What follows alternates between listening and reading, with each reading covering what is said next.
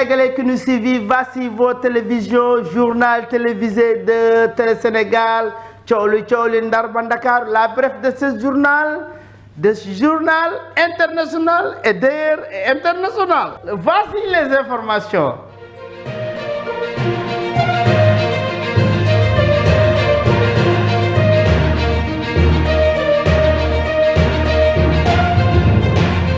Merci beaucoup, Thiowli Ndar ba Dakar, les brefs de ce journal. Ladies and gentlemen, Thiowli Ndar ba Dakar, Père Pablo. Bonsoir les téléspectateurs qui nous suivent. Voici la bref de ce journal. Lady Diamond, les informations phares de notre pays. Okay, thank you, Père Pablo. Time and tide wait for nobody, so we are going to jump to the nitty-gritty, which is the first point. The first point is Farba Ngom fi mu toll nii Père Pablo gis nga ni dossier mi ngi ci Criminal Investigation Division. Père Pablo lan nga ñu mën a wax fi mu toll ci loolu. Farba Ngom, on se permet pour la lancer masse des interrogations. Farba Ngom, il a prendre des terres de notre pays, il est prendre de notre zone. Il a dit qu'il est courtier de notre pays, mais la population de notre pays, il dit que comment un guerrier il a après de recevoir de l'autre de l'argent, ça c'est pousser de l'enseignement des études de notre pays. Farba Ngom, la situation pousse de notre pays, que c'est-à-dire que la DIC recevoir la dossier de notre pays. Comme ça, je vois que le Farba Ngom, la DIC est en train de récupérer la situation de dossier de notre Farba Ngom. Farba Ngom, non, personne, il a jeûné, mais les Pulaar, les gens du Sud, Farba Ngom, il est en train de dire que ça, que je ne me peux te créer, tout le monde est peut-être, parce que la situation de la terre de notre pays, nous voit que Farba Ngom, il a institutionnel, mais non, n'oubliez pas que l'État de Sénégal il est en train de suivre la Farba Ngom, parce que Farba Ngom, beaucoup de l'argent, beaucoup de milliards, on dit qu'un député, ni ministre, ni mais on voit que Farba Ngom, il a retourné beaucoup de milliards. Of course, Père Pablo, we can say that for the time being, the Senegalese people are saying that fi mu toll nii mën nañu wax ne li ñu naan fasting man fu maanaam weeru koor gi ñu ngi am sikki sàkk ne maybe Farba Ngom dina ko feete fële nga xanam ca jeel ba maanaam amaana fi mu toll nii ak fi mu toll nii li ko gars yi di toppee nga xam ni de first li gars yi def du leen lu dul dindi li ñu naan immunité parlementaire am te di ko topp ci yoon kon gars yi ñu ngi naan est-ce que Farba Ngom weeru koor bi du ko feetee fële ca Rebeuss. Jelmaan yi ci boppam commencé nañu zibilé ni un milliardaire bu ñëwee foofu nga xam ni moom mooy ca prison ba dinañu jàppale ba tax ñu mën a am koor gu am solo waaye nag Farba Ngom bul fàtte que ni député yi taxaw nañu àndandoo dem fële ci Agnam li nga xam ne moom mooy responsable APR yi waaye li ñu ci jaaxal mooy Farba Ngom ci boppam nee na moom bu pëtëxee ñiy pëtëx dina bare parce que moom nee na lii nga xam ne moo jëm ci wàllu suuf daf koo jàng xam ko maîtriser ko waaye li ñu ci jaaxal mooy Farba Ngom ci boppam moom situation dafa critique ndax Farba Ngom ci boppam nee na moom nekkul woon ministre nekkul woon koo xam ni déjà la woon député simple la woon mais Farba Ngom ci boppam ki nga xam ne mooy président Ousmane Sonko ànd ak Diomaye dañ koo sànni mbaal nee na duñ ko may jàmm tànk pëtëxaluñu ko foofu nga xam ne mooy 100 mètres su ko defee Farba Ngom ci boppam mu nekk ci bërëxaloo bi ak xat-xatlooy waaye bul fàtte nga ni Farba Ngom ci boppam dafa jëbet lii nga xam ne mooy prison arrangé wul Farba Ngom lii di jëmal. Of course, yes, Pablo, as you may know fi mu toll nii Sénégalais yëpp loolu la ñuy waxtaanee te Farba Ngom fi mu toll nii topp ko fi mu toll nii day daal di yomb ndax Farba moo taxaw ci devant tous les Sénégalais fee nga xam ni mooy ca Assemblée nationale ne jël naa ne moom mooy ki nga xam ne moo fàggu root ba pare teg ci na xaalis dafa neex kon fi mu toll nii Farba jot na nga leeral Sénégalais yi leeral ñun ñi nga xam ne ñoo jël sunu xaalis di fay sunu juróom ak fukki dërëm di boole nga wax ñu dëgg-dëgg xaalis bi nga jël milliards yi ñuy toppee fan nga ko dugal ñun boo ko waxee rek amul solo mën ngaa woore sa kër wa ilaa nga woole fële ca Rebeuss. Thiowli Ndar ba Dakar les d'autres informations lady Diamond. Of course, yes, Thiowli Ndar ba Dakar. We are going to jump to the second point, which is the payment of the scholarship. I mean, le paiement des bourses, Père Pablo. fi mu toll nii fële ca université mi ngi mel ni mbattu gu fa du sànni mbattu mu tas élèves yi ak étudiants yi ña nga nekk foofu di xeex ak fi mu toll nii policiers yi ndax fayum bourse, Père Pablo. Les étudiants disent que Ousmane Sonko yaa nu jàngal sànni xeer taal ay pono def ko cocktail Molotov moo tax li nga xam ne mooy le plus important mooy donnez-nous notre bourse waaye nag les étudiants quand tu veux de la situation de cette situation des étudiants les étudiants tu comprends chaque étudiant il besoin de l'argent parce que la situation de bourse familiale c'est regroupement de familial parce que un étudiant recevoir 700 000 500 000 certains étudiants 800 000 certains étudiants 900 000 la situation des étudiants de notre pays ici et d'ailleurs les étudiants en train de faire des cocktails Molotov sànni mbartal mu tàkk xale yi nee na Ousmane Sonko yow yaa nu waxoon ni boo falee ñu jàppale la ba nga jël nguur gi di nga nu toppatoo ba du ñu am benn jafe-jafe moo tax xale yi ci jamono ji ñu wax dañuy grève à partir de 18h 19h ba minuit jàpp 23h xale yi ci boppam nee na Ousmane Sonko waxal ministre bi yor li nga xam ne moo jëm ci wàllu étudiants yi nanu fay xale yi ndax xam nga ne xale yi jamono ji may waxanteeg yow nee nañu mënatuñu lekk mënatuñu naan ndax président Ousmane Sonko ànd ak président Diomaye ak ministre bi yor wàllu enseignement supérieur international dafa téye li nga xam ne moom mooy seen ay bourse te xale yi xam nga ni jamono ji bor yi dafa bare ndax xam nga ne xale bu nekk wër na jàkkaarloog université boo xoolee ñi nga xam ne ñoom ñooy jaay ci buntu université lii di pain thon pain mayonnaise dañu ko leb ba finalement seen bor yi dafa bare moo tax xale yi ñu ngi xeex jamono ji ñuy wax ne Ousmane Sonko nanu fay li nga xam ne mooy sunu bourse familiale waaye xale yi nee na suñ leen fayulee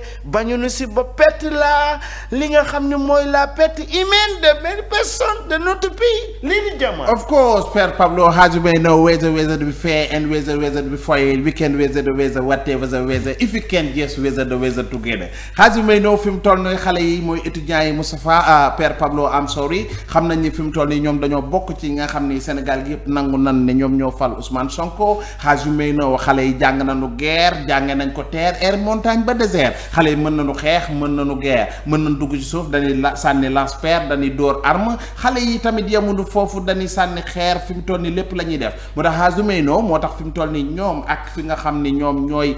force de l'ordre yi ña ngay jàmbanto loolu sap te bu ñu tey jubluñu ci leen lu dul the payment of their scholarship amin seeni bourse fi mu toll nii xale yi taxaw temm ne dinañ leen fay mais ñi ngi for ci weewu bay ne dégagé nañ benn budget boo xam ne toll na ci 4 milliards pour mën leen a def li ñaan rappel seeni bourse Per Pablo 4 milliards yooyu noonu bu ñu ko calculer xale bu nekk liñ see am barewul ndax 4 milliards ci 8500 personnes boo ko xoolee ba ci biir xale bu nekk mun nga am 2500 xale yi nee nañ wax nu loolu nee nañ def rappel totalement Lady Diamant les d'autres informations ici au Télé Sénégal. Of course, thank you, Per Pablo. So before we go in losing time, we are going to jump to the third point. I'm sorry, which is the suspension of the US américaine d'une valeur de 316 milliards maanaam fi mu toll nii le premier ministre Ousmane Sonko dafa génn def benn déclaration buy wane ni the president of United States of America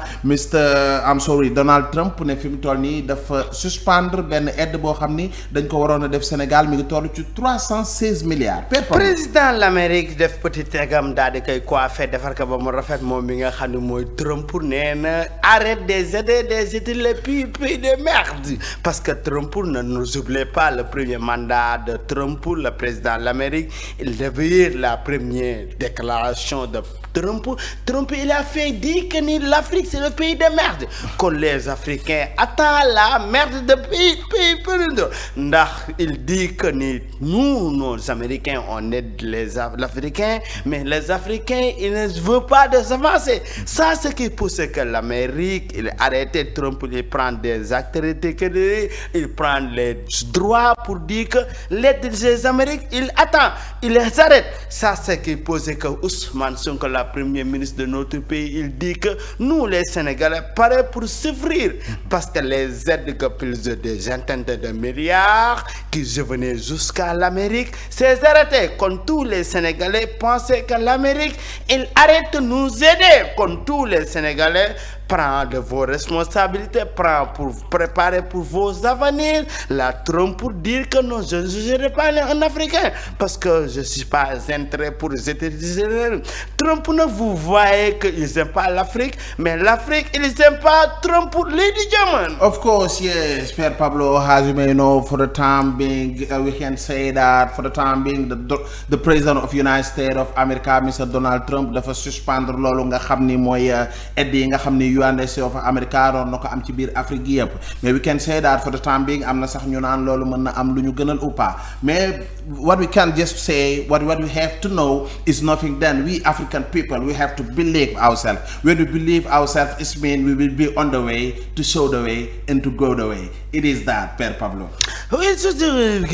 Père le way ça veut dire que yéen Africains yi war ngeen jël seen ay décision xam ni Trump moom mi si boppam moom mi leen jàppale di jël ay milliards di leen ko jox ci li nga xam ne moom mooy dollar nee na mënatul loolu ndax ndimbal na ca fekk loxol borom moo tax Afrique ci boppam war na noo jël seen ay décision am jom am fula am fayda daal di jëmbat li nga xam ne moom moo leen développé yéen Afrique am ngeen suuf am ngeen terre am ngeen soleil am ngeen beaucoup de ressources kon Trump nee na mënumaa xont koo xam ne bu ëllëgee mënal na boppam moo tax Ousmane Sonko ci boppam nee na moom ci boppam amatul yaakaar ci Amérique moo tax nee na mi ngi invité tous les Sénégalais les bailleurs de fonds ñu àndandoo boole seen doole boole seen xalaat ngir seen avenir bopp waaye Trump moom si boppam xale yi nee nañ petit tegam boobu moo leen neex ndax xam nga xale yi jigéen yi nekk ci réew mi nee na coiffure Trump daf leen neex waaye Trump nee na moom li ko intéressé mooy l'Amérique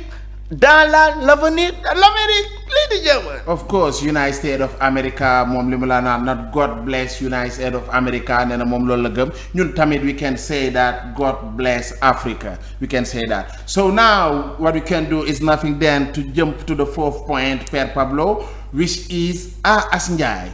who is for the time being showing terror at Sonko's I mean As Ndiaye mi nga xam ni mi ngi semer la terreur chez Sonko di fa dugg di indi ay armes ak yooyu Père Pablo what you can say about that. C'est un homme As Ndiaye chef de la justice elle a dit que ni la regroupement de la police de l'international parce que As Ndiaye il a dit que Ousmane Sonko il a arrêté mon économie c'est Ousmane Sonko depuis la nomination de premier ministre Ousmane Sonko et les Diomaye mon économie il a caché il a poussé pour aller dans la famille de Ousmane Sonko mais il a arrêté la famille de Ousmane Sonko devant la mère de Ousmane Sonko il a dit que waxal sa doom ni que lekkatuma naanatuma moom ci boppam moo ma tee dund moo tax xale boobu dafa dem kër Ousmane Sonko daal di menacer la famille de Ousmane Sonko attaqué la Ousmane Sonko ñii nee nañ yóbbu na arme ñii nee nañ flèche la yóbbu ñii nee noonu li nga xam ne mooy mbaq la yóbbu waaye ba mu demee kër Ousmane Sonko foofu sa Ziguinchor dafa pétard jëm ci kaw Ousmane Sonko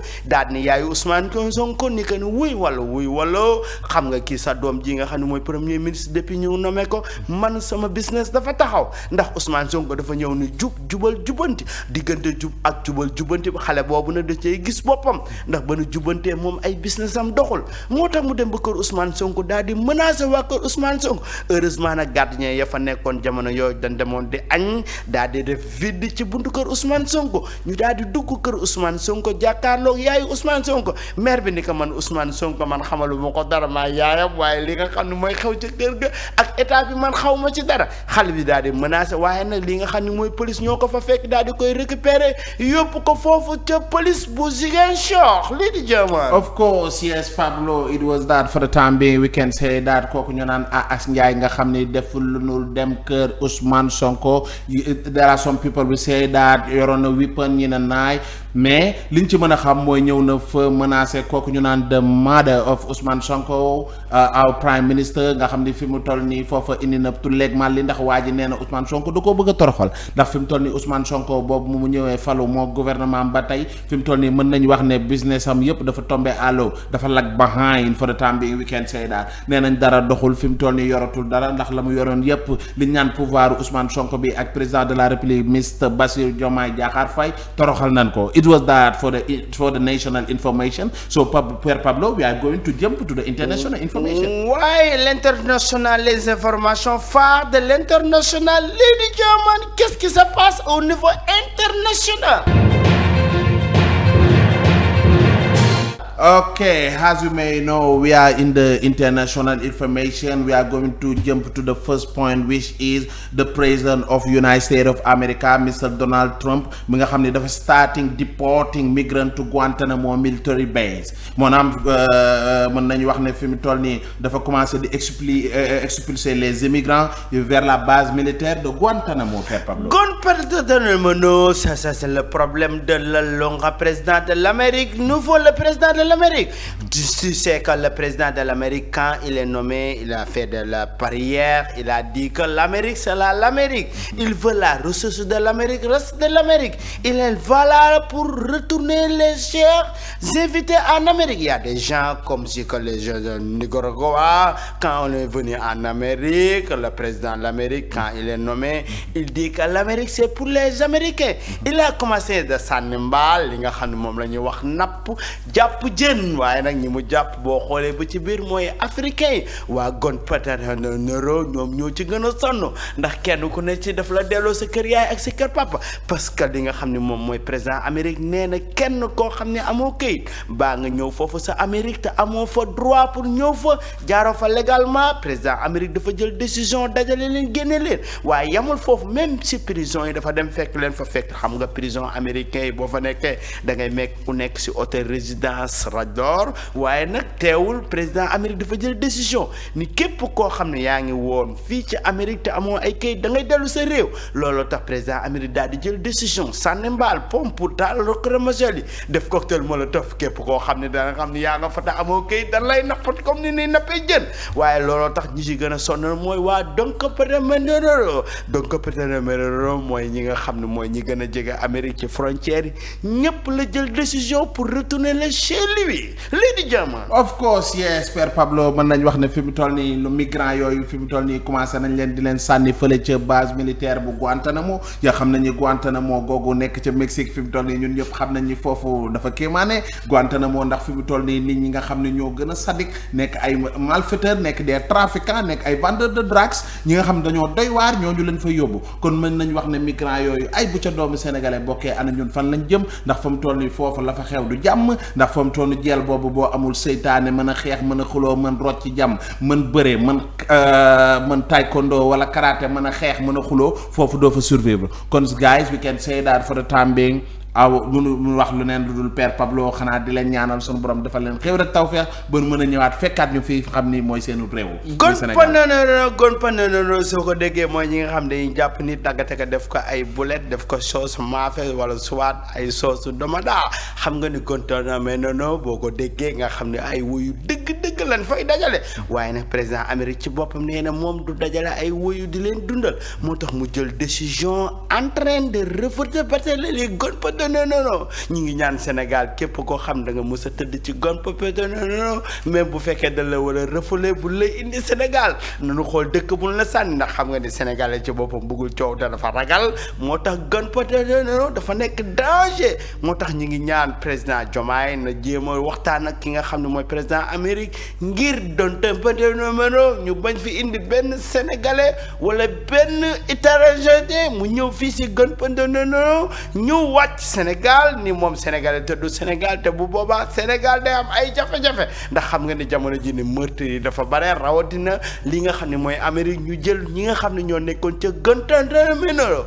indi leen Sénégal boobaa danger day gën a ñëw fii si Sénégal lay di jaamaan. Of course yes Père Pablo I may say that it is clear so we are going to jump to the second point of the international information which is the president of the National Assembly Mr. El Malik Ndiaye mi nga xam ni dafa demoon to the meeting of Parliament of African Atlantic States he was convicted in the white-trapping case mën nañu wax ne fi mu toll nii mi le président de l'Assemblée nationale El Malik Ndiaye dafa amoon réunion foofu nga xam ne ñoom ñëpp ñi président parlement des États africains de l'Atlantique pour une diplomatie parlementaire au service de la coopération internationale. El Malik, le président de l'Assemblée nationale qui est vide à la bracelet, le président de l'Assemblée nationale El Malik, il a sorti aller jusqu'à Maroc sur discussion pour la présidence internationale. El Malik, il est prêt pour travailler pour notre pays, il est là-bas pour la situation de la mer de notre pays. Tu vois que El Malik, il travaille pour le développement de notre pays. C'est le président de l'Assemblée nationale le plus jeune de l'Afrique, il est là, il est sorti pour faire des innovations au niveau de l'Assemblée nationale. Tu vois que l'Assemblée nationale, El Malik, nous voit que El Malik est là pour la rénovation, de développement de notre pays. Tu vois que El Malick, il fait beaucoup de déplacements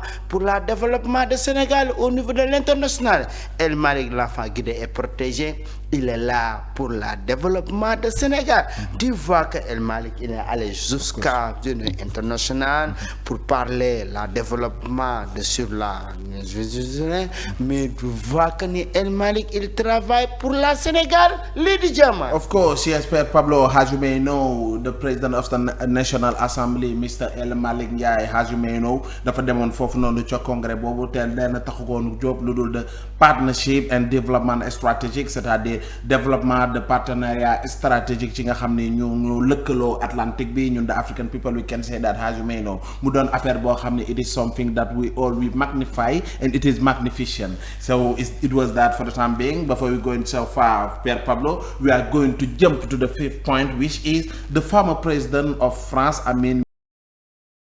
il a été condamné dans l'affaire dite des écoutes, as you may know. For the time being, he was convicted in the white taping case. Maanaam fi mu toll nii bracelet électronique ba ma nga ca tànk ancien président de France. Il nous rappelait notre président de l'Assemblée nationale déjà dans la vie, et ça nous mettait le bracelet. Mais tu vois que le président de France, il montrait que il est l'ancien président, il est porté la bracelet. Tu vois qu'on a la barricade là-bas chez lui, l'ancien président, il sort pas, il bougeait pas, ni dans le supermarché, ni la place publique, il est dans la maison. Tu vois que la France, il vit la démocratie, parce que le président, on sait de jugement, des de justice, de la justice, il est montré qu'il prend un bracelet. L'ancien président de France, pour le moment, il est en bracelet chez lui. Il ne sort pas, il ne menait pas les enfants dans les écoles,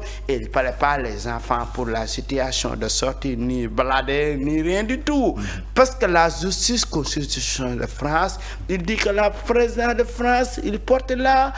bracelet electronic. Of course, yes, Pierre Pablo, as you may know, we can say that for the time being, the former president of France, Mr. Nicolas Sarkozy, fi mu toll nii loolu ñu naan electronical bracelet moo nekk ci tànkam fi mu toll nii il ne quitte son domicile qu'à certaines heures. Fi mu toll nii mënatul a dem air, mënatul a dem mer, mënatul a dem montagne, mënatul a dem désert. Fi mu toll nii mën nañu wax ni le former président mi ngi ci néegam bokkatu sangu te di naan dutee café ndax mënatul a mi ngi mel nag kaña gu nu sotti ndox ci biir kàmbam ba tax na mënul génn mënul dem mënul dikk ndax xam nga ni président France jamono ji may waxante yow ci jafe-jafe ancien président France ci jafe-jafe la nekk ndax xam nga ni France dañuy doxal li nga xam ne moom mooy démocratie moo tax ancien président dañ koo téye ndax dañ koo jugé woon bi ñu ko jugé justice France daal di dal ci kawam def na pour l'avocat bu rëy waaye nag ginnaaw avocat yi ba nu jamee yéeg wàcc teewul dañ koo téye ci biir këram daal di koy takkal li nga xam ne moom mooy bracelet waaye na muñ xam ni nag bracelet boobu moo tax ne biir prison ndax su duggoon prison ak situation yi nga xam ne def na ko biir France du tee gars yi dañuy ñëw dal ci kawam Lady Jama. Of course, Pierre Pablo,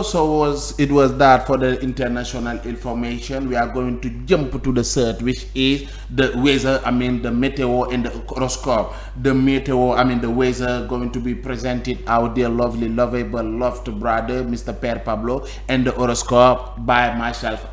Lady Jaman.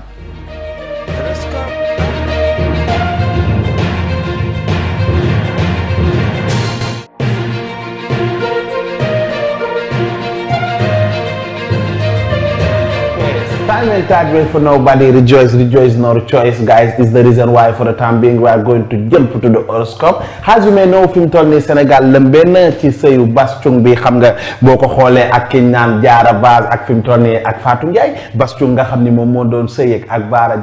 Diarra Vaz daal di koy bàyyi bi mu ko bàyyee nga gis ne dafa takk Fatou Ndiaye loolu biñ jommee dañ ko laal astronaute yi horoscope daal di taxaw moo tax is the reason why bi ñu xoolee Bass Thioung nga xam ni ñëpp xam nañ ni Bass Lion la te Lion xam nga ni fu mu fekk lañ naan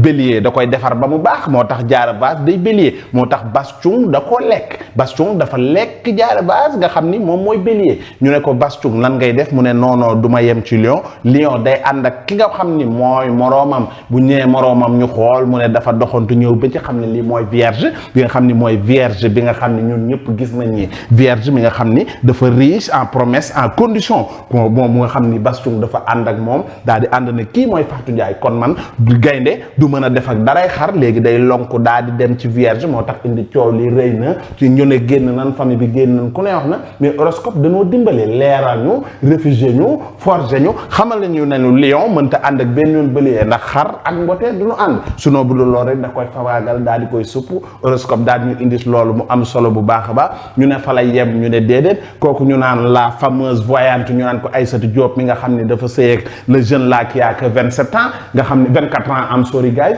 nga xam ne indi na polémique bu mag a mag a mag mais bu ñu xoolee horoscope ñëw dimbali wàllu ci xam ñëpp xam nañu horoscope du def lu dul der yor na ji koy gisaange dinu dimbali ci li nga xam ni moom mooy xew ëllëg ak suba gannaaw suba ci la ñu xamee lanu maire bi boo ko xoolee ba ko xool day sëy ak booy bi pourquoi parce que le jeune boo xoolee moom day ngelaw te maire bi taal la li ñu naan le feu maire bi le feu la booy bi fu mu ko fekk da koy boyal nga war a xam ni kon forcément Taureau ak Gémeaux dañuy mën a ànd moo tax maire bi gis nga bi mu nekkee Taureau dafa solo boppam dafa dem daal di uti Gémeaux nga xam ne day jënd ay participation ci projet yu am solo maire bi xam ni moom am na ay projet te booy bi non seulement gone la waaye mën na bokk ak ay ndaw ay mbool nga xam ne xale bi dafa doon gone ba pare bari ñam fees ak njariñ moo tax li nga gisee Taureau forcément day ànd ak Gémeaux ñoom ñaar bi ñu àndee lëkkaloo mu am solo nga gis horoscope taxawaay bu am solo bi mu taxaw fi mu toll nii ci wàllu mbir moomu ñu ne foofu la yem nga di déedéet ñu indi lan horoscope indi laat ñu benn cas bu am solo ban cas la ñu ne problème mu Malick Naar ak Amina Poté nga xam ne horoscope duñu bàyyi benn yoon bi mu ñëwee horoscope gis nga li mu def horoscope bi mu ñëwee lan la wax dafa ne fi mu toll nii il faut nga xam ni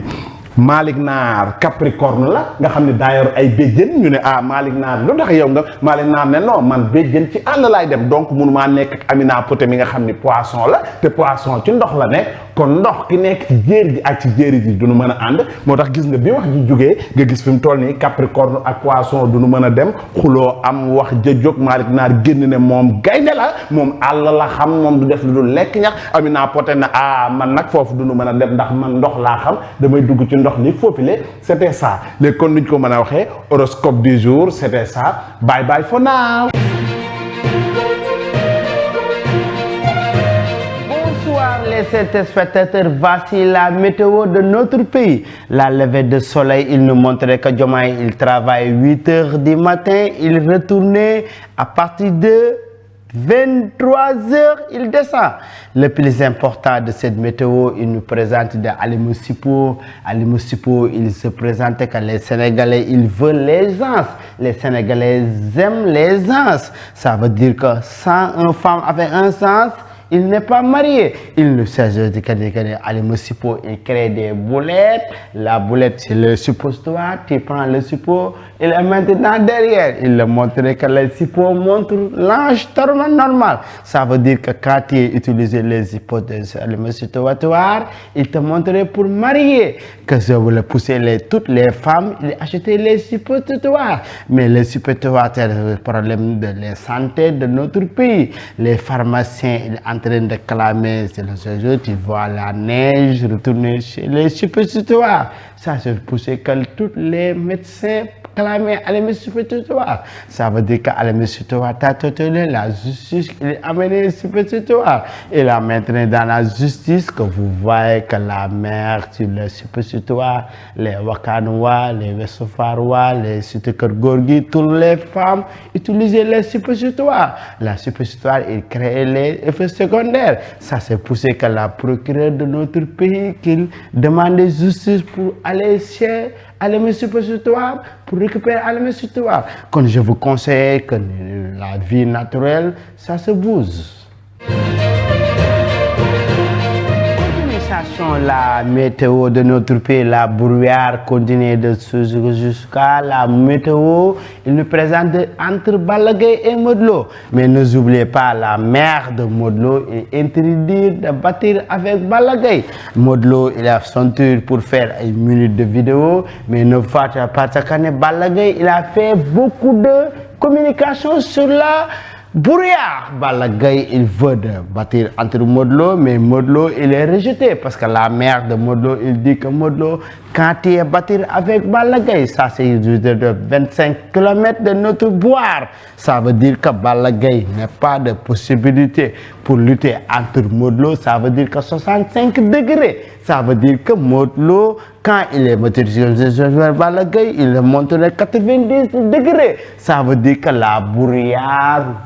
augmente jusqu'à la chose.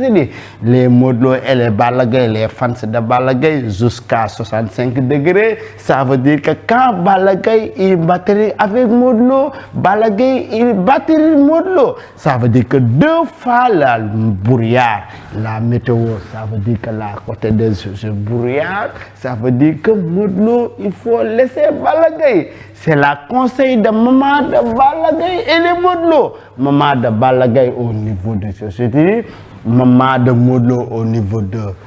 Ziguinchor jusqu'à Thiès et toute la marabout dit que